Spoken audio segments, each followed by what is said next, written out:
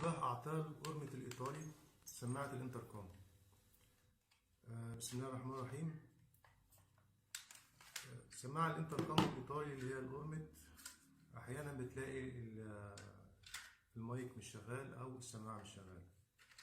في كلتا الحالتين احنا هنصلح العطل ده إن شاء الله. أول حاجة أنت بتفك السماعة خالص وبص عليها الأول. هتفتح الهاند دي أول حاجة، في هنا فتحة أهي بالمفك كده، بتفتحها كده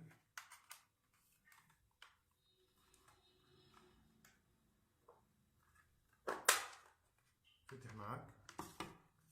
هتلاقي هنا في طرفين بتوع السماعة، هتشيك عليه إذا كان طرف منهم مقطوع فبتلحمه.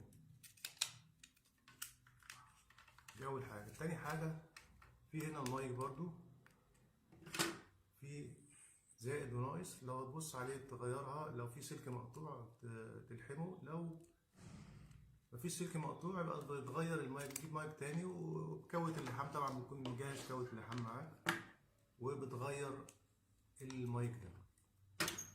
اشتغلت معاك السماعة تمام، ما اشتغلتش بتبص بقى للجزء اللي هو فيه البوردة اللي هو نفكها ازاي.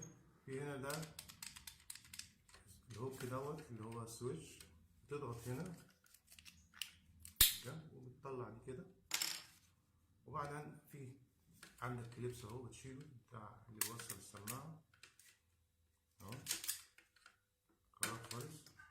بقى عندك دي كده برضو بتفك في كليبسين في الجنب، واحد هنا وواحد هنا، بتيجي ناحية واحد فيهم بس اهو كده وبتشيله، والناحية التانية نفس الكلام.